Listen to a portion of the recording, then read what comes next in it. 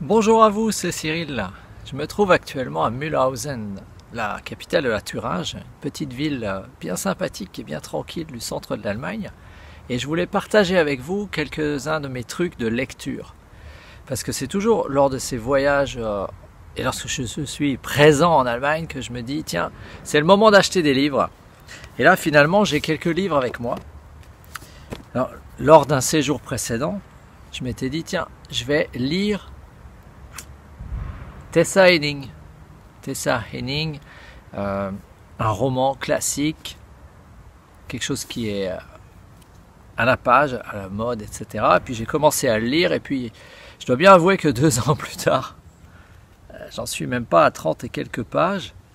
Alors je lis toujours avec un crayon et à chaque fois que je rencontre un mot que je ne connais pas, je le souligne pour pas rompre le flux de lecture et après je vais le chercher. Ce qui veut dire que je peux relire le texte avec cette fois-ci le mot dans le contexte et sa signification correcte. C'est long, et au bout de 2 ans, je ne suis pas vraiment dans l'histoire. Donc ça veut dire que ce livre-là, ça c'est de la langue normale, je ne vais presque pas arriver à le finir. Mon niveau n'est pas suffisant. J'ai voulu taper trop haut et je me suis raté. Donc après j'ai acheté un livre pour étrangers, ceux où on a le niveau là, B1, B2, etc. Donc ça m'a permis de bien me remettre dans l'allemand.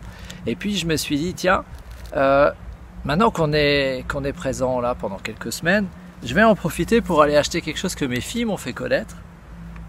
Rubinroth.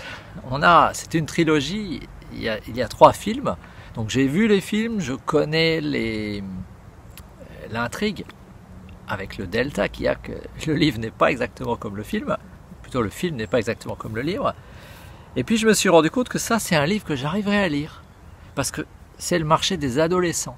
Et dans le marché des adolescents, même s'il y a beaucoup de descriptions, les phrases sont plus courtes.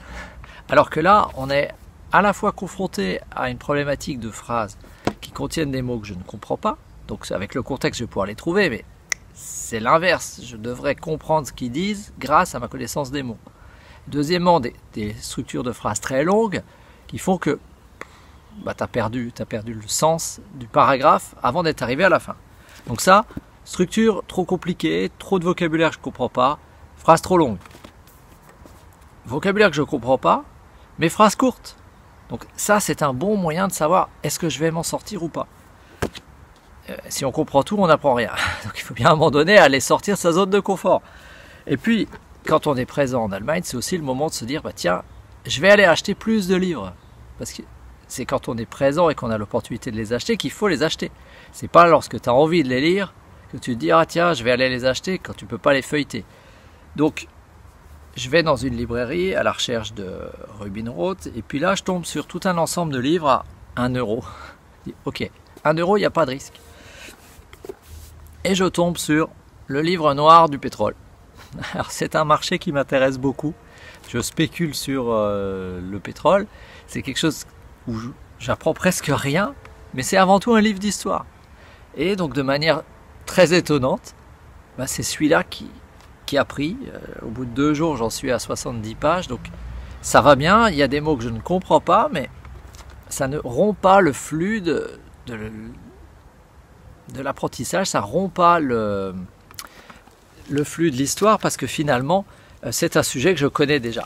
Donc la morale de cette expérience, c'est que c'est un peu difficile de savoir finalement quel va être le bon bouquin, on va dire normal, marché des adolescents, livre spécialisé comme celui-là.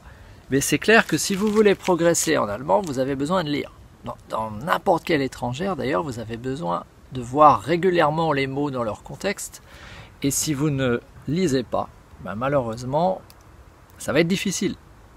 Il n'y a qu'une seule chose qui peut remplacer, c'est d'être présent dans le pays, mais si vous n'êtes pas dans le pays, vous pouvez donc lire. Quoi lire ? Lisez quelque chose qui est hors de votre zone de confort, achetez des bouquins pas chers, achetez plusieurs bouquins, même si quelques-uns, vous ne les lirez jamais, parce que c'est difficile de savoir à l'avance qu'est-ce qui va vous intéresser et qui va être au bon niveau, au bon moment, pour vous permettre de progresser. Voilà, c'était Cyril. Bon apprentissage, à bientôt.